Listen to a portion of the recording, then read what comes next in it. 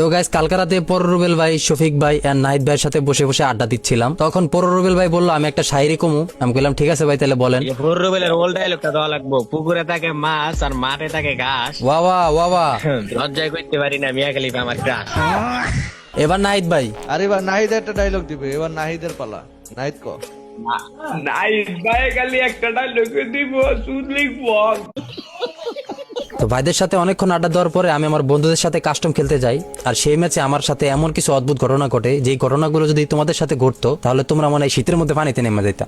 তো দেখো আমার সাথে কি এমন ঘটনা ঘটলো। তো এই রাউন্ডে একটু খেয়াল করে দেখো, তো আমি এখানে দাঁড়াইছিলাম, একটা প্লেয়ার সামনে আসলো, ওরে কিন্তু হেডশট দিয়ে ডাউন দিয়ে দিলাম। তারপর আরেকটা প্লেয়ার যখন আমার সাথে ফাইট করলো, তারপর ও একটু বৈশা বললো আর আমি কিন্তু এদিকে ওরে হেডশট মেরে ডাউন করে দিলাম। আর এইদিকে একটা প্লেয়ার রানিং হেডশট খেয়ে গেল। ভাই হেডশটটা মারার পরে আমি নিজে বুঝলাম না কি হেডশট মারলাম ওরে। তো যাই হোক লাস্টে একটা প্লেয়ার কিন্তু বাচ্চা ছিল, আর ওরা যখন আমি মারতে গেলাম ভাই কি করলাম, আমার এই জায়গায় জোনে আটকে দিছে।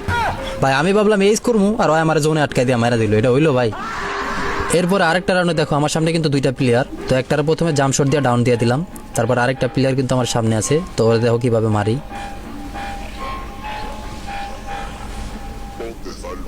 তো ওরেও হেডশট মেরা দিলাম।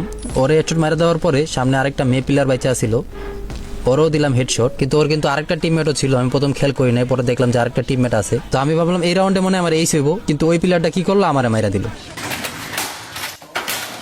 তারপরে আমার অনেক রাগ হইলো, আর আমি ভাববে নিলাম আমি একবার হইলো এইস করুম। তারপর যখন আমি এইসটা করার জন্য সামনে গেলাম, যাই দেখলাম জগ সবার নেট গেছে গা। নেট তো আর যায় নাই, মানে ওরা ডরে বাইরে হয়ে গেছে। আমি এখন আমার সহজ হয়ে গেল, আমি এইসটা করতাম। তো দেওয়া সাইডারে আমি কেমনে মারি।